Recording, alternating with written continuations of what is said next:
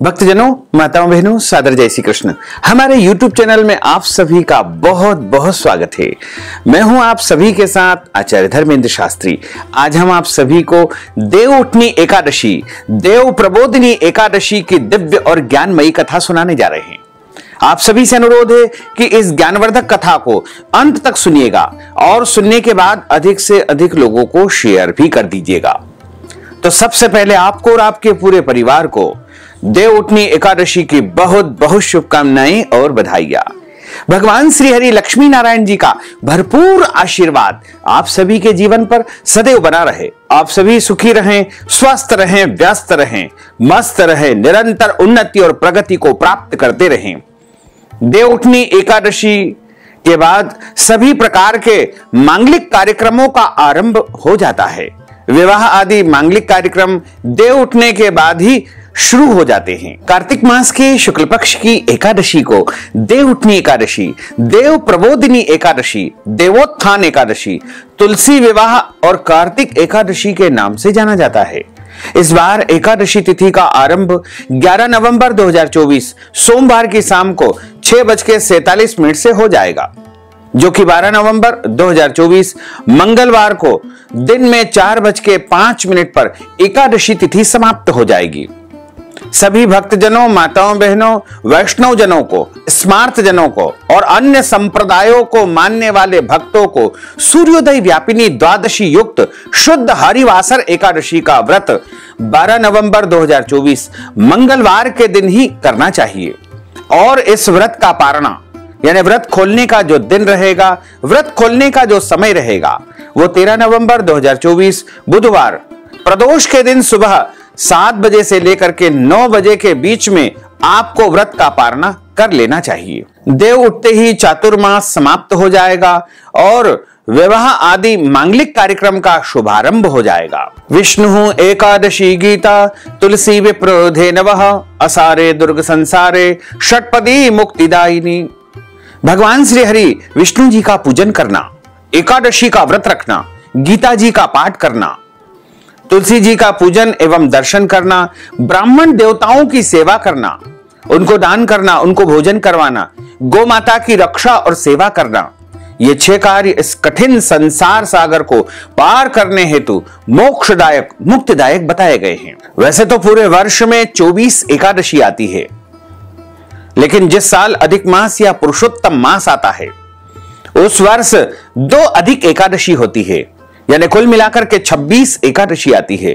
प्रत्येक महीने में 2 बार एकादशी आती है, एक कृष्ण पक्ष में, दूसरी शुक्ल पक्ष में।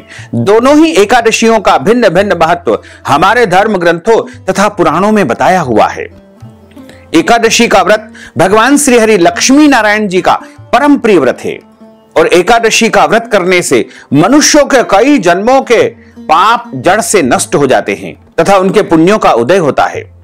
और जब मनुष्य के जन्म जन्मांतर के पाप नष्ट हो जाते हैं तभी उन्हें सांसारिक एवं भौतिक सुखों की प्राप्ति होती है। वैसे तो सभी भक्तजन, माताएं, बहनें प्रत्येक एकादशी का व्रत करते हैं, लेकिन यदि आप एकादशी का व्रत नहीं करते हैं और कुछ कुछ एकादशियों का व्रत करते हैं तो आपको कार्तिक माह के शुक्ल पक्ष की देवउठनी एकादशी का व्रत अवश्य करना चाहिए, क्योंकि कार्तिक माह दामोदर मास के नाम से जाना जाता है। कार्तिक महीना सबसे बड़ा महीना है और साक्षात भगवान श्री हरि नारायण का स्वरूप कार्तिक मास को माना गया है। तो कार्तिक मास में आने वाली जो एकादशी है यानी देवउठनी एकादशी, वो अपने आप में एक बड़ी एकादशी है। इसलिए इस दिन सभी भक्तजनों, माताओं, बहनों को एकादशी का व्रत अनिवार्य रूप से करना ही चाहिए। और इस एकादशी के दिन भगवान श्री हरि योग निद्रा से जागते हैं और प्रभु का जब जागरण होता है उस समय भक्त यदि उनसे कुछ भी मांगेंगे, कुछ भी इच्छा रखेंगे तो अवश्य ही भक्तों की इच्छा को प्रभु पूर्ण कर देंगे। इस एकादशी के दिन प्रभु को जागरण करवाया जाता है तथा शाम के समय प्रदोष काल में भगवान शालिग्राम जी के साथ में तुलसी माता का विवाह संपन्न करवाया जाता है।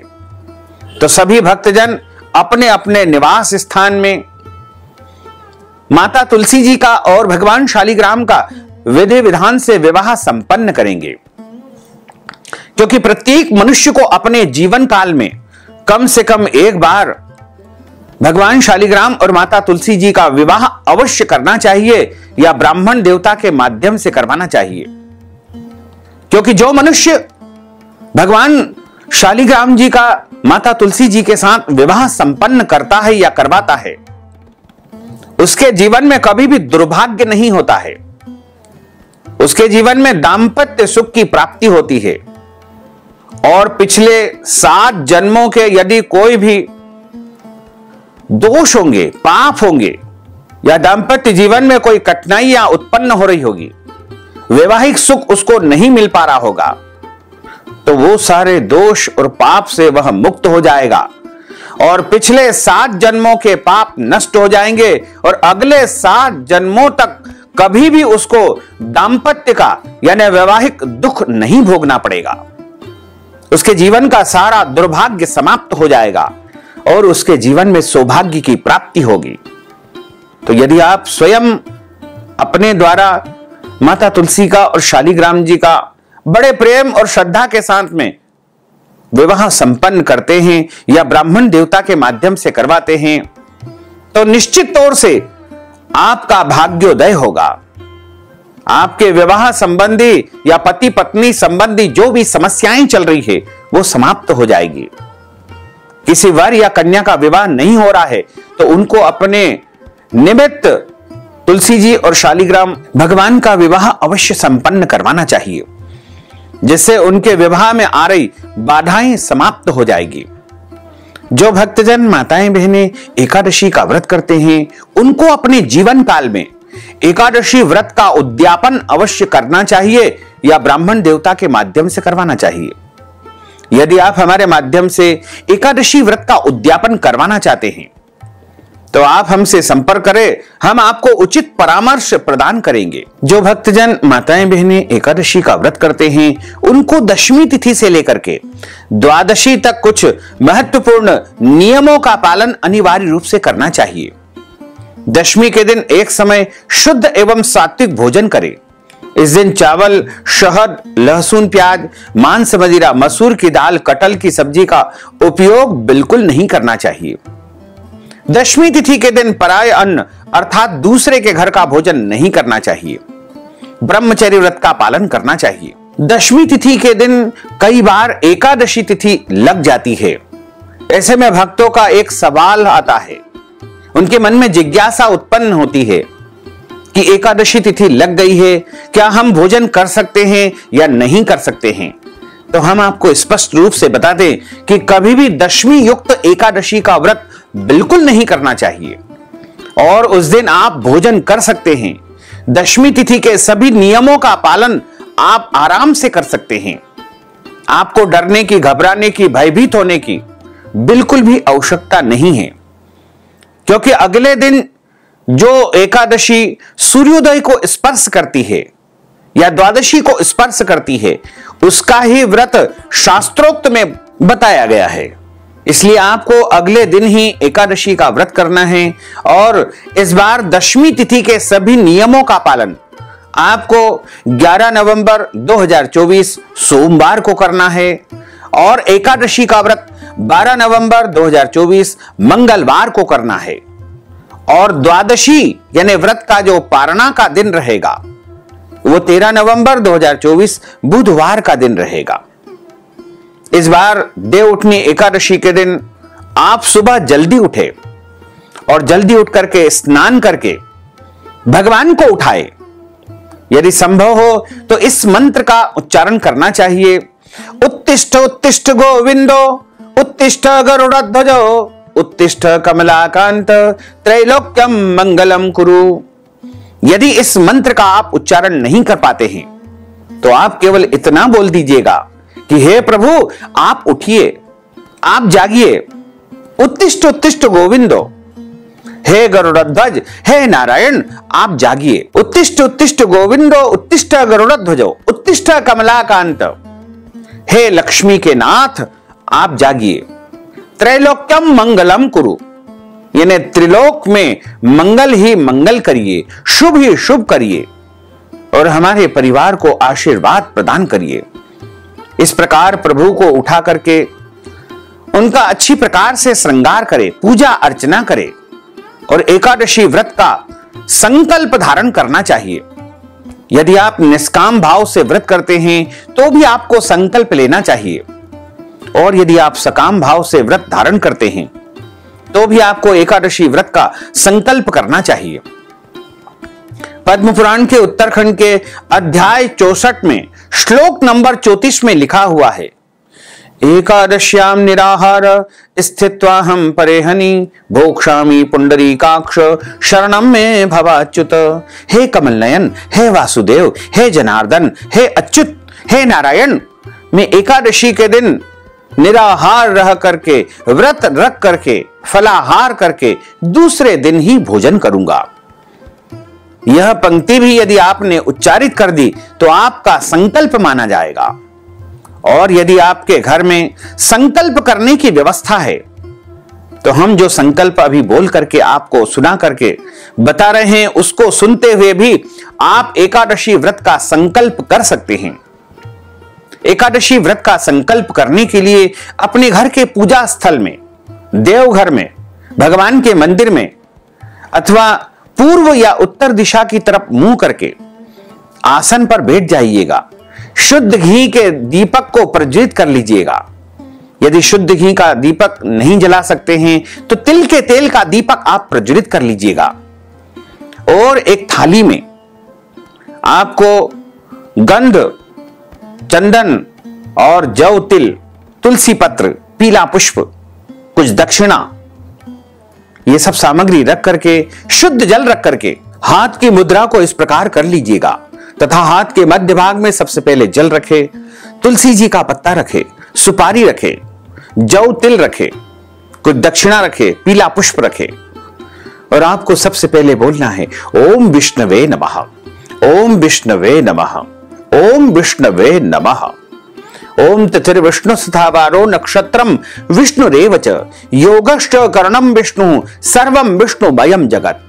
ओम विष्णुर्विष्णुर्विष्णुः श्रीमद्भगवतो महापुरुषस्य विष्णोर आज्ञया प्रवर्तमानस्य अद्य श्री ब्रह्मणोन्हि द्वितीय प्रार्धे श्री श्वेतवाराह कल्पे वैवस्वत मन्वंतरे अष्टाविंशतितमे कलियुगे कलि प्रथम चरणे भूर्लोके भारतवर्षे भरतखंडे जम्बूद्वीपे आर्यावर्तांतर्गत ब्रह्मवर्तेक देशे अवंतिकायां विशाला क्षेत्रे मध्य प्रदेशे भोपाल मंडलांतर्गते भोपाल नामनी नगरे संवत 2081 मासा नाम मासे पुण्य पवित्र मासे कार्तिक मासे शुभैः शुक्ल पक्षैः अद्यायः देवोत्थान एकादश्यायां पुण्यतिथयोः भौमवासरान्वितायां मा उत्तरा भाद्रपद दिवस नक्षत्रैः मीन राशिस्ते श्री चंद्रैः वृषभ राशिस्ते श्री देवराज गुरोः तुला राशिस्ते श्री सूर्ये शेषेषु ग्रहेषु यथा यथम राशि स्थान स्थितसु एवं ग्रह गुण गण विशेषण विशिष्टायाम शुभ पुण्य तिथौ। आप सब बोलिएगा मम आत्मनः। अपने नाम और गोत्र का आप उच्चारण कर लीजिएगा। यदि आपको अपना गोत्र याद नहीं है तो कश्यप गोत्र या ब्रह्म गोत्र का भी आप उच्चारण कर सकते हैं। मम सपरिवारस्य सकुटुंबस्य जनानां आयुः आरोग्य ऐश्वर्य अभिवृद्ध्यर्थम आदि देविका आदि भौतिक आध्यात्मिक त्रिविध तापोपशमनार्थम वात पित्त कफ जन दोष परिहारार्थम इह जन्मनि जन्मांतरे वा सकल दुरितोपशमनार्थम इह जन्मनि जन्मांतरे वा सकल दुरितोपशमनार्थम 10 विधि लक्ष्मी प्राप्त्यर्थम बहुविध लक्ष्मी प्राप्त्यर्थम अष्ट लक्ष्मी प्राप्त्यर्थम सर्वविध लक्ष्मी प्राप्त्यर्थम प्राप्त लक्ष्म्योश्च चिरकाल संरक्षणार्थम सकल मन इच्छित कामना संसिद्ध्यर्थम लोके सभायां राजद्वारे व्यापारे कृषि कार्ये सेवा कार्ये यश विजय लाभादि प्राप्त्यर्थम अद्य दिवसे ही कार्तिक मासे शुक्ल पक्षे देवोत्थान एकादश्यायां व्रत कर्माहम करिष्ये। इस प्रकार संकल्प प्रभु को समर्पित करने के बाद हाथ जोड़ करके प्रार्थना करें। कि हे दीन बंधु, हे दीनानाथ, हे परमात्मा, मैं आज पूरे विधि विधान से सभी नियमों का पालन करते हुए देवउठनी एकादशी का व्रत करने जा रहा हूं या करने जा रही हूं। मुझे पूरी शक्ति एवं सामर्थ्य प्रदान करे कि सभी नियमों का पालन करते हुए संपूर्ण विधि विधान से मैं एकादशी का व्रत धारण कर सकूं। यदि मेरे द्वारा जाने में, अनजाने में, ज्ञात अज्ञात कोई भी त्रुटि हो जाए, गलती हो जाए, तो मुझे अबोध बालक जान करके क्षमा अवश्य ही प्रदान कर देना, क्योंकि आप तो करुणा के निधान है, आप तो कृपा के सागर है, आप तो दया के सागर है, और आप प्रत्येक भक्तों को उनकी गलती पर क्षमा अवश्य ही प्रदान कर देते हैं। इस प्रकार आपका संकल्प हो जाएगा और एकादशी के दिन सूर्य भगवान को अर्घ्य प्रदान करें, माता पिता, गुरुजनों को, साधु संतों को, पूज्य पुरुषों को प्रणाम करें, तुलसी जी का पूजन अर्चन करें। इस दिन चूंकि तुलसी माता का विवाह संपन्न होगा, इसलिए इस दिन तुलसी माता के यहां शुद्ध घी का या तिल के तेल का दीपक जलाएं। तुलसी माता का अच्छी प्रकार से जल अर्पण करके गंध अक्षत पुष्प से पूजन अर्चन करें। ध्यान रखें, तुलसी जी में कभी भी दही नहीं चढ़ाना चाहिए और तुलसी जी के ऊपर एक चुनरी ओढ़ा करके रखना चाहिए। इस दिन अवश्य एक चुनरी ओढ़ा देवे तथा इस दिन गौ माता का पूजन अर्चन करें। गौ माता के लिए भोज्य पदार्थ की व्यवस्था करें। यदि संभव हो तो गौ माता को भी फल या फलाहारी वस्तु खिलाए तथा किसी भी मनुष्य को इस दिन अन्न का सेवन नहीं करना चाहिए। यदि आप अपने घर में तुलसी विवाह का आयोजन करते हैं तो आप इस दिन फलाहारी वस्तु का ही प्रसाद वितरण करें और सभी को इस दिन फलाहार का उपयोग करना चाहिए। फलाहार आप एक समय, 2 समय, 3 समय ले सकते हैं, कोई दोष नहीं लगेगा। नमक भी आप 1, 2, 3 बार खा सकते हैं, कोई दोष नहीं लगेगा। लेकिन अन्न का सेवन बिल्कुल नहीं करना है। यदि आपके शरीर में कोई भी बीमारी है, आपको दवाई खानी होती है, तो आप फलाहारी वस्तु खा करके दवाई खा सकते हैं, कोई दोष नहीं लगेगा। ध्यान रखें, फलाहार में हल्दी का उपयोग नहीं किया जाता है, सादे नमक का उपयोग नहीं करना चाहिए। इसमें केवल फलाहारी उपयोग का उपयोग करना चाहिए। वैसे तो सर्वोत्तम फलाहार गाय का दूध एवं फल बताए गए हैं। सभी प्रकार के फल इस एकादशी में उपयोग आप कर सकते हैं। एकादशी के दिन झूठ न बोले, क्रोध न करे, लड़ाई झगड़ा वाद विवाद बिल्कुल न करे तथा ब्रह्मचर्य व्रत का पालन करें। दाढ़ी कटिंग या शेविंग नहीं करवाएं, नाखून न काटें, शरीर के अंग के कोई भी बाल काटना या कटवाना वर्जित माना गया है। किसी भी प्राणी का, जीव का अपमान बिल्कुल न करे, अनादर बिल्कुल न करे, क्योंकि ईश्वर अंश जीव अविनाशी। और दिन में सोना नहीं चाहिए तथा रात्रि में जितना संभव हो सके भजन कीर्तन करते हुए रात्रि जागरण करें। भगवान का इस दिन पूजन अर्चन करना चाहिए। प्रातः काल के समय एक चौकी के ऊपर पीला कपड़ा बिछा करके भगवान शालिग्राम का, तुलसी माता का, भगवान लक्ष्मी नारायण का, कलश का विशेष पूजन अर्चन करें। क्योंकि इस दिन भगवान नारायण दूल्हा बनेंगे, इसलिए यदि आपके घर में लड्डू गोपाल है, बाल गोपाल जी है, तो उनका इस दिन अच्छी प्रकार से श्रृंगार करें, उनको हल्दी के उपटन से स्नान कराएं और दूल्हे की भांति उनको मोर मुकुट धारण करवाएं, सुंदर वस्त्र आभूषण उनको पहनाएं, तुलसी माता को चुनरी ओढ़ाएं, तुलसी माता का पूजन अर्चन करें और भगवान को अनेक प्रकार के मिष्ठान्नों का, मिठाइयों का भोग अर्पण करें। जिस प्रकार हम अपनी कन्या के विवाह में अच्छी अच्छी प्रकार की मिठाइयां बनाते हैं, बहुत सारे व्यंजन तैयार करते हैं, अतिथियों को बुलाते हैं और बड़े धूमधाम से अपनी बेटी का विवाह करते हैं, उसी प्रकार हमको माता तुलसी जी का विवाह शालिग्राम जी के साथ में संपन्न करना चाहिए। वैसे तुलसी विवाह की जो विधि है वो गोधूली वेला में, यानी एकादशी के दिन 12 नवंबर 2024 मंगलवार को गोधूली के समय, गोधूली का अर्थ होता है प्रदोष काल का समय, यानी शाम को लगभग 6:30 बजे सूर्यास्त अधिकतम स्थानों पर होगा, तो 1 घंटे पहले यानी 5:30 से लेकर के 7:30 बजे तक आप तुलसी विवाह संपन्न करेंगे तो अति उत्तम रहेगा। वैसे तो रात्रि में भी कर सकते हैं, कोई दोष नहीं लगेगा।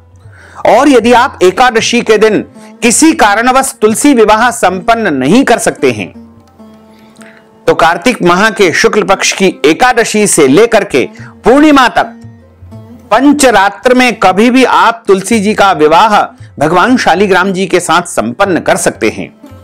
ऐसा पुराणों में बताया है, हम अपने मन से नहीं बोलते हैं। द्वादशी के दिन, त्रयोदशी के दिन, चतुर्दशी के दिन या कार्तिक पूर्णिमा, देव दीपावली के दिन भी आप तुलसी जी का विवाह भगवान शालिग्राम जी के साथ संपन्न कर सकते हैं। पंचरात्र व्रत का भी हमारे धर्म ग्रंथों और पुराणों में वर्णन है कि जो मनुष्य कार्तिक माह में पूरे महीने में स्नान दान कथा का श्रवण नहीं कर पाता है, वो यदि कार्तिक माह के शुक्ल पक्ष की एकादशी से लेकर के कार्तिक पूर्णिमा यानी देव दिवाली तक नित्य प्रति ब्रह्म मुहूर्त में स्नान कर लेगा, दीप दान कर लेगा और व्रत करके कार्तिक के सभी नियमों का पालन कर लेगा, उसे कार्तिक माह के पूरे महीने का अक्षय पुण्य फल प्राप्त होगा। देवउठनी एकादशी की व्रत कथा ब्राह्मण देवता के मुख से ही सुनना चाहिए और कथा सुनने के बाद ब्राह्मण देवता को यथाशक्ति दक्षिणा अवश्य प्रदान करें। जब अगले दिन शुभ मुहूर्त में आप एकादशी व्रत का पारणा करेंगे, उस समय ब्राह्मण देवता को भोजन करवाना चाहिए। इस बार देवउठनी एकादशी का महापर्व 12 नवंबर 2024 मंगलवार को है और व्रत का पारणा 13 नवंबर 2024 बुधवार यानी प्रदोष के दिन सुबह 7 बजे से लेकर के 9 बजे तक आपको करना चाहिए। अब हम आप सभी को देवउठनी एकादशी की दिव्य और ज्ञानमयी कथा सुनाने जा रहे हैं। बोलिए श्री लक्ष्मी नारायण भगवान की जय। गुरुर् ब्रह्मा गुरुर्विष्णु गुरुर्देवो महेश्वरा, गुरुः साक्षात् परब्रह्म तस्मै श्री गुरुवे नमः। श्री अखंड मंडलाकारं व्याप्तं येन चराचरं तत्पदं दर्शितं येन तस्मै श्री गुरुवे नमः। कृष्णाय वासुदेवाय हरये परमात्मने प्रणतः क्लेशनाशाय गोविंदाय नमो नमः। वसुदेव सुतं देवं कंसचाणूरमर्दनं देवकी परमानंदं कृष्णं वंदे जगद्गुरुं। कृष्णं वंदे जगद्गुरुं। सच्चिदानंद रूपाय विश्वोत्पत्त्यादिहेतवे तापत्रय विनाशाय श्री कृष्णाय वयं नुमः। यं प्रव्रजन्तमनुपेतमपेतु कृत्यं द्वैपायनो विरह कातर आजुहाव। पुत्रेति तन्मयतया तरवोभिने दुस्तं सर्वभूत हृदयं मुनिमानतोऽस्मि। बर्हापीडं नटवर वपुः कर्णयोः कर्णिकारं बिभ्रद्वास कनककपीशं वैजयन्तीं च मालां। रन्ध्रान् वेणोर्धर सुधया पूरयन् गोपवृन्दैः वृन्दारण्यं सपदरमणं प्राविशत गीतकीर्तिः। करारविन्देन पदारविन्दं मुखारविन्देन विनिवेशयन्तीं वटस्य पत्रस्य पुटेशयानं बालं मुकुन्दं मनसा स्मरामि। कस्तूरीतिलकं ललाटपटले वक्षस्थले कौस्तुभं नासाग्रे वरमौक्तिकं करतले वेणुः करे कङ्कणं। सर्वाङ्गे हरिचन्दनं सुललितं कंठे च मुक्तावलिं गोपस्त्री परिवेष्टितो विजयते गोपालचूडामणिम्। फुल्लेन्दीवरकान्तिमिन्दुवदनं बर्हावतं सप्रियं श्रीवत्साङ्कमुदारकौस्तुभधरं पीताम्बरं सुन्दरं। गोपीनां नयनोत्पलार्चिततनुं गोगोपसङ्घावृतं गोविन्दं कलवेणुवादनपरं दिव्यांगभूषणं भजे। जय जय श्री राधा रमण जय जय नवल किशोर, जय गोपी चित चोर प्रभु, जय जय माखन चोर। मात मेरी श्री राधिका, पिता मेरे घनश्याम, इन दोनों के चरणन में मेरा बारंबार प्रणाम, मेरा बारंबार प्रणाम, मेरा बारंबार प्रणाम। मोहिनी मूरत श्याम की वो मन रही समाय, जो मेहंदी के पात में लाली रही समाय। धन यौवन एक दिन उड़ जाएंगे, जैसे उड़े कपूर, मन मूरख तू राम भज, क्यों चाटे जगधूर। राम कृष्ण दो एक है, अंतर नहीं निमेष, इनके नयन गंभीर है, उनके चपल विशेष, उनके चपल विशेष। राधे तू बड़ भागिनी, कौन तपस्या कीन, तीन लोक तारण प्रभु, सो तेरे अधीन। तन पवित्र सेवा किए, धन पवित्र कर दान, मन पवित्र हरि भजन सो, होत त्रिविध कल्याण। कलयुग केवल नाम आधारा, सुमर सुमर नर उतरहि पारा। बोलिए श्री लक्ष्मी नारायण भगवान की जय, श्री वृंदावन बिहारी लाल की जय, श्री गिरिराज धरण की जय, श्री बाल कृष्ण लाल की जय, श्री श्याम सुंदर यमुने महारानी की जय, जगत गुरु श्री वल्लभाधीश की जय, श्री गुसाई जी परम दयाल की जय, श्री गुरुदेव की जय, लाडले लाल की जय, आज के आनंद की जय। एक समय की बात है, राजा युधिष्ठिर ने भगवान श्री कृष्ण को प्रणाम करके उनसे प्रश्न किया कि हे प्रभु, मैं आपके श्री मुखारविंद से आज कार्तिक माह के शुक्ल पक्ष की एकादशी की व्रत कथा सुनना चाहता हूं। भगवान बोले कि तुमने परोपकार की भावना से, लोक कल्याण की इच्छा से बहुत ही उत्तम प्रश्न किया है।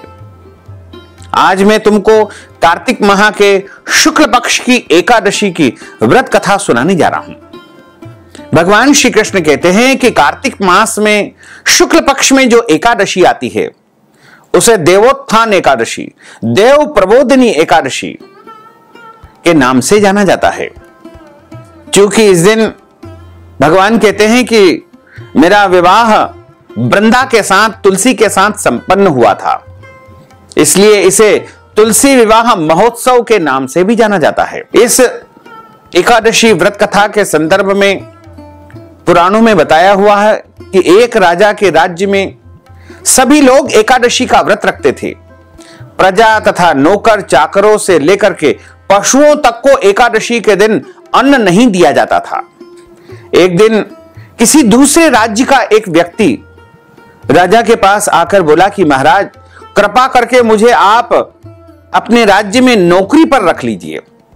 तब राजा ने उसके सामने एक शर्त रखी कि ठीक है, तुमको हम नौकरी पर रख लेते हैं, किंतु प्रतिदिन तो तुम्हें भोजन के रूप में अन्न मिलेगा, भोजन मिलेगा, लेकिन एकादशी के दिन तुमको अन्न का परित्याग करना पड़ेगा। उस दिन तुमको अन्न खाने के लिए बिल्कुल नहीं मिलेगा, उस दिन भोजन नहीं मिलेगा। उस व्यक्ति ने उस समय तो हां कर ली, पर एकादशी के दिन जब उसे फलाहार का सामान दिया गया तो वह राजा के सामने जाकर के गिड़गिड़ाने लगा, रोने लगा, महाराज, इससे मेरा पेट नहीं भरेगा, मैं भूखा ही मर जाऊंगा, मुझे तो आप अन्न दे दीजिए। राजा ने उसके सामने शर्त की जो बात थी वह याद दिलाई, पर वह अन्न छोड़ने को तैयार नहीं हुआ। तब राजा ने उसे आटा, दाल, चावल आदि भोजन की सामग्री दी। वह नित्य की तरह नदी पर पहुंचा और स्नान करके भोजन तैयार करने लगा। जब उसका भोजन तैयार हो गया तो वह भगवान को बुलाने लगा, आओ भगवान, भोजन तैयार है, आप भी भोजन पालो। उसके बुलाने पर पीतांबरधारी भगवान चतुर्भुज नारायण वहां पर आ पहुंचे तथा प्रेम के साथ उस व्यक्ति के साथ भोजन करने लगे। भोजन आदि करके भगवान वहीं पर अंतर्ध्यान हो गए तथा वह भी अपने काम पर चला गया। 15 दिन बाद अगली एकादशी को वह राजा से कहने लगा कि महाराज, आप मुझे पिछली बार की अपेक्षा 2 गुना आटा, दाल, चावल, सीधा सामग्री, भोजन बनाने की कच्ची सामग्री दीजिए। उस दिन तो मैं भूखा ही रह गया था। राजा ने कारण पूछा तो उसने बताया कि हमारे साथ स्वयं भगवान भी भोजन करते हैं, इसलिए हम दोनों के लिए यह सामान पूरा नहीं होता है। यह सुनकर के राजा बड़ा आश्चर्य में पड़ गया और बोला कि मैं नहीं मान सकता कि तुम्हारे साथ भगवान भोजन करते हैं। मैं तो इतना पूजा पाठ करता हूं, यज्ञ करता हूं, अनुष्ठान करता हूं, इतने दान पुण्य और श्रेष्ठ कर्म करता हूं, पर भगवान ने मुझे कभी भी दर्शन नहीं दिए हैं। भगवान साक्षात कभी ऐसे आते हैं क्या? राजा की बात को सुनकर के वह बोला कि महाराज, यदि आपको विश्वास नहीं हो तो मेरे साथ चल करके देख लीजिए। राजा उस व्यक्ति के साथ गए और एक पेड़ के पीछे छिप करके बैठ गए। उस व्यक्ति ने भोजन बनाया तथा भगवान को शाम तक पुकारता रहा, परंतु भगवान नहीं आए। अंत में उसने कहा कि हे भगवान, यदि आप नहीं आए तो मैं नदी में कूद करके अपने प्राणों का परित्याग कर दूंगा। लेकिन फिर भी भगवान नहीं आए। तब वह प्राण त्यागने के उद्देश्य से नदी की तरफ बढ़ने लगा। प्राण त्यागने का उसका दृढ़ इरादा जान करके शीघ्र ही भगवान ने प्रकट होकर के उसे रोक लिया, उसका हाथ पकड़ लिया और साथ बैठ करके भोजन करने लगे। भोजन करके वे अपने विमान में बैठ करके अपने धाम को प्रस्थान कर गए। यह देख करके राजा ने विचार किया कि व्रत उपवास से तब तक कोई फायदा नहीं है जब तक व्यक्ति का मन शुद्ध न हो। इसके बाद राजा को आत्मज्ञान मिला और वह भी मन से व्रत उपवास करने लगा और अंत में प्रभु की कृपा से वह एक सुंदर विमान में बैठ करके वैकुंठ लोक को प्राप्त हो गया। देवउठनी एकादशी की एक और कथा है। उसमें बताया है कि एक राजा था, उसके राज्य में प्रजा सुखी थी। एकादशी को कोई भी अन्न नहीं बेचता था, सभी फलाहार करते थे। एक बार भगवान ने राजा की परीक्षा लेना चाहिए और भगवान ने एक सुंदरी का स्वरूप धारण किया तथा सड़क पर बैठ गए। तभी राजा इधर से निकला और सुंदरी को देख करके चकित रह गया। उसने पूछा कि हे सुंदरी, तुम कौन हो और इस तरह यहां क्यों बैठी हो? तब सुंदर स्त्री बने भगवान बोले कि मैं निराश्रिता हूं, नगर में मेरा कोई जाना पहचाना नहीं है, किससे सहायता मांगू? राजा उसके रूप पर मोहित हो गए।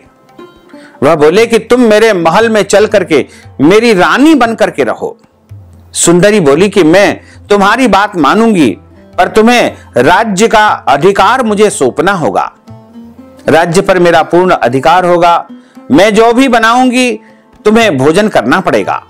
राजा उसके रूप पर मोहित था, अतः उसकी सभी शर्तें स्वीकार कर ली। अगली बार एकादशी आई। रानी ने हुक्म दिया कि बाजारों में अन्य दिनों की तरह अन्न बेचा जाए। उसने घर में मांस, मछली आदि पकवान तथा अभक्ष भक्षण वस्तुएं परोस करके राजा को भोजन करने को कहा। यह देख करके राजा बोला कि रानी, आज तो एकादशी का व्रत है, मैं तो केवल फलाहार ही करूंगा। तब रानी ने शर्त की याद दिलाई और बोली कि या तो भोजन करो, नहीं तो मैं बड़े राजकुमार का सिर काट दूंगी। राजा ने अपनी स्थिति बड़ी रानी से कही तो बड़ी रानी बोली, महाराज धर्म न छोड़े, बड़े राजकुमार का सिर आप दे दे, लेकिन अपने वचन को न छोड़े। पुत्र तो फिर मिल जाएगा, लेकिन हमारा धर्म यदि एक बार नष्ट हो गया तो दोबारा नहीं मिलेगा। इसी दौरान बड़ा राजकुमार खेल करके आ गया। मां की आंखों में आंसू देख करके वह रोने का कारण पूछने लगा, तो मां ने उसे सारी वस्तु स्थिति बता दी। तब वह बोला कि मैं सिर देने को तैयार हूं, अपने प्राणों का परित्याग करने को तैयार हूं, पिताजी के धर्म की रक्षा अवश्य ही होगी। और इसमें किसी भी प्रकार की बाधा मैं उत्पन्न नहीं करूंगा। राजा दुखी मन से राजकुमार का सिर देने को तैयार हुआ तो रानी के रूप में भगवान विष्णु प्रकट होकर के असली बात बताई और भगवान ने कहा कि राजन, तुम इस कठिन परीक्षा में उत्तीर्ण हो गए हो, तुम इस परीक्षा में पास हो गए हो। भगवान ने प्रसन्न मन से राजा से वर मांगने को कहा तो राजा बोला कि आपका दिया हुआ मेरे पास सब कुछ है, आप हमारा उद्धार करें, आप हमारा कल्याण करें। उसी समय वहां एक विमान उतरा। राजा ने अपना राज्य पुत्र को सौंप दिया और स्वयं विमान में बैठ करके परम धाम को, वैकुंठ लोक को चला गया। इस प्रकार जो कोई मनुष्य इस एकादशी का व्रत करता है या इस कथा का श्रवण करता है, उसे एकादशी व्रत का संपूर्ण पुण्य फल प्राप्त होता है और उसे धर्म, अर्थ, काम और अंत समय में मोक्ष पद की प्राप्ति हो जाती है। बोलिए श्री लक्ष्मी नारायण भगवान की जय।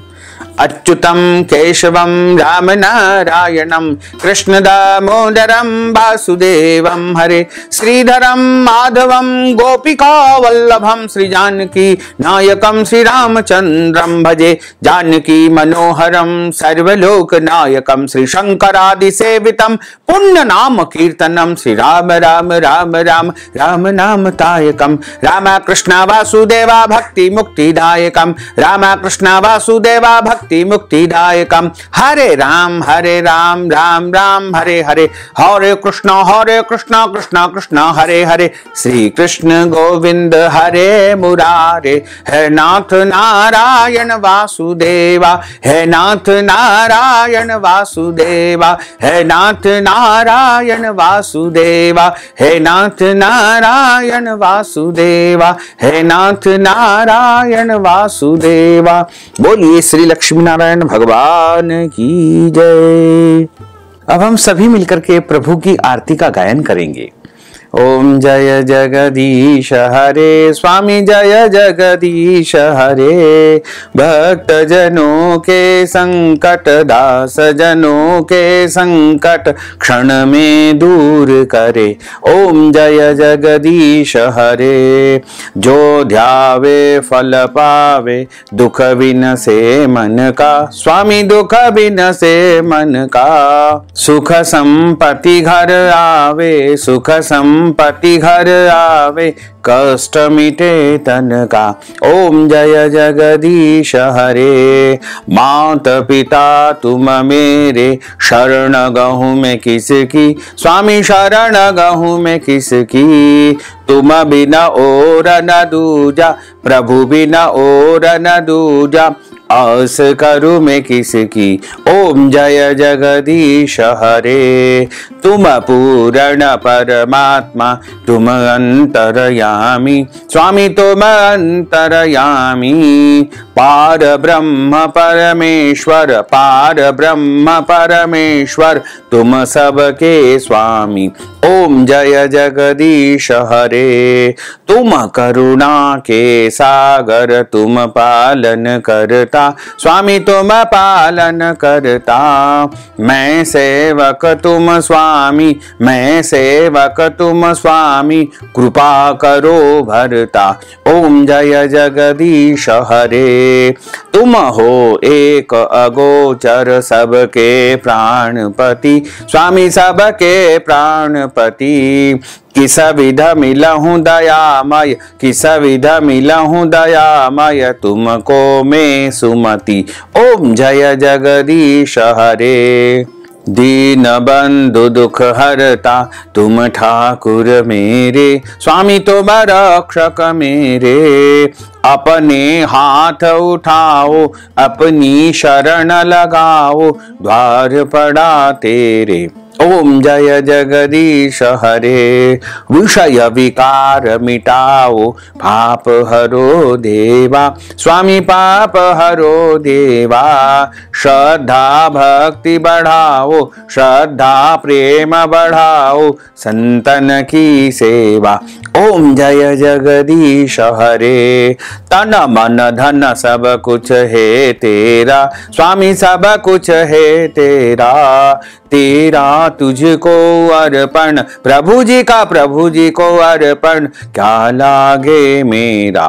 ओम जय जगदीश हरे।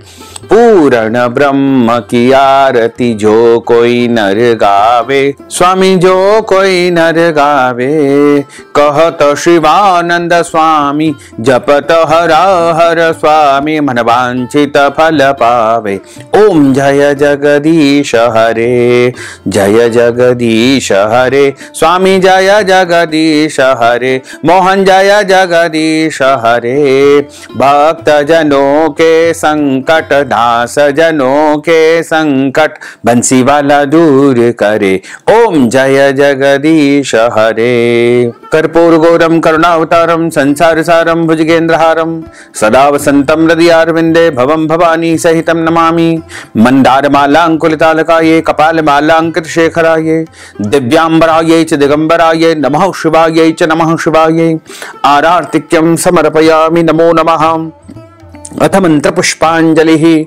हरि ओम यज्ञेन यज्ञमय जंत देवास्तानि धर्माणि प्रमाण्यासन्न, तेहन कम महिमानः सचंत्र यत्र पूर्वे साध्याः सन्ति देवाः। ओम राजाधिराजाय प्रसय्य साहिने, नभो वयं वै श्रवणाय कुर्महे, समे कामान काम कामाय, मह्यं कामेश्वरो वै श्रवणो ददातु, कुबेराय वै श्रवणाय महाराजाय नमः।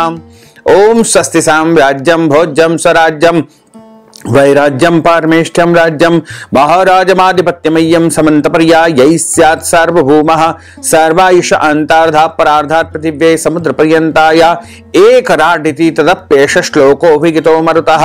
परिवेष्टारो मरुतस्यावसान ग्रहे, आवीक्षितस्य कामप्रेर्विश्वे देवा सभासदेति। ओम विश्वात् चक्षुरुत विश्वतो मुखो, विश्वतो बाहुरुत विश्वस्पात्, सम्बाहुभ्यां धमति सम्पतत्रेर्द्यावा भूमिं जनयन् देवैकः। ओम एकदंताय विद्महे वक्रतुंडाय धीमहि तन्नो दन्तिः प्रचोदयात्। ओम आदि शक्ति च विद्महे जगन्माताय धीमहि तन्नो शक्तिः प्रचोदयात्। तत्पुरुषाय विद्महे महादेवाय धीमहि तन्नो रुद्रः प्रचोदयात्। ओम नारायणाय विद्महे वासुदेवाय धीमहि तन्नो विष्णुः प्रचोदयात्। ओम महालक्ष्म्यै च विद्महे विष्णुपत्न्यै च धीमहि तन्नो लक्ष्मीः प्रचोदयात्। ओम क्लीं कृष्णाय विद्महे दामोदराय धीमहि तन्नो श्रीकृष्णः प्रचोदयात्। ओम सांगाय सपरिवाराय सायुधाय सशक्तिकाय सवाहनाय सगणाय भगवते श्री कृष्णचंद्र परमात्मने नमो नमः। मंत्र पुष्पांजलिं समर्पयामि। नाना सुगंध पुष्पाणि यथा कालोद्भवानि च, पुष्पांजलिं मया दत्तं गृहाण परमेश्वर। मंत्र पुष्पांजलिं समर्पयामि, नमो नमः। अथ क्षमा प्रार्थना। मंत्रहीनं क्रियाहीनं भक्तिहीनं सुरेश्वर, यत्पूजितं मया देव परिपूर्णं तदस्तु मे। आवाहनं न जानामि तवार्चनं, पूजाञ्च न जानामि, क्षम्यतां परमेश्वर, क्षम्यतां परमेश्वर, क्षम्यतां परमेश्वर। पापोऽहं पापकर्माहं पापात्मा पापसंभव, त्राहि मां पार्वतीनाथ सर्व पाप हरो हर। त्राहि मां लक्ष्मीनाथ सर्व पाप हरो हर। त्राहि मां शारदानाथ सर्व पाप हरो हर। बोलिए श्री लक्ष्मी नारायण भगवान की जय, श्री वृंदावन बिहारी लाल की जय, श्री द्वारकाधीश भगवान की जय, श्री बालकृष्ण लाल की जय, श्री गिरिराज धरण की जय, श्री गोवर्धन नाथ भगवान की जय, श्री श्याम सुंदर यमुने महारानी की जय, जगत गुरु श्री वल्लभाधीश की जय, गुसाई जी परम दयाल की जय, श्री गुरुदेव की जय। धर्म की जय हो, अधर्म का नाश हो, प्राणियों में सद्भावना हो, विश्व का कल्याण हो। सनातन धर्म की जय हो, गौ माता की जय हो, नगर बस्ती की जय हो, आज के आनंद की जय हो, कल के आनंद की जय हो, परसों के आनंद की जय हो, बरसों बरसों के आनंद की जय हो। ओम नमः पार्वती पते, हर हर महादेव हर। काल हर, कंटक हर, दुख हर, दारिद्र हर, आनंद की लहर कर। जय जय श्री राधे श्याम। भक्तजनों, माताओं बहनों, यदि आप देवउठनी एकादशी के निमित्त कोई भी दान पुण्य करना चाहते हैं, कथा की दक्षिणा प्रदान करना चाहते हैं, ब्राह्मण देवताओं को फलाहार करवाना चाहते हैं, या हमारे माध्यम से तुलसी विवाह की विधि संपन्न करवाना चाहते हैं, अन्नदान, गोदान, स्वर्णदान, भूमिदान, वस्त्रदान या पारणा के निमित्त ब्राह्मण भोजन करवाना चाहते हैं, या फिर एकादशी के निमित्त कोई भी दान पुण्य यदि आप करना चाहते हैं, तो आप हमारे गूगल पे, फोन पे, पेटीएम नंबर, अकाउंट नंबर के माध्यम से नगद धनराशि पहुंचा करके देव प्रबोधिनी एकादशी, देवउठनी एकादशी का संपूर्ण पुण्य लाभ प्राप्त कर सकते हैं। साथ ही आप सभी से अनुरोध है कि हमारे इस ज्ञानवर्धक वीडियो को अधिक से अधिक भक्तजनों को, माताओं बहनों को, अपने रिश्तेदारों को शेयर करिएगा, लाइक करिएगा और कमेंट बॉक्स में प्रभु का नाम अवश्य लिख दीजिएगा। साथ ही यदि अभी तक आपने सब्सक्राइब नहीं किया है तो अभी और इसी समय सब्सक्राइब कर लीजिए, ताकि इसी प्रकार की ज्ञानवर्धक वीडियो आपको सबसे पहले प्राप्त हो सके, आपको और आपके पूरे परिवार को। सादर जय श्री कृष्ण, सादर धन्यवाद।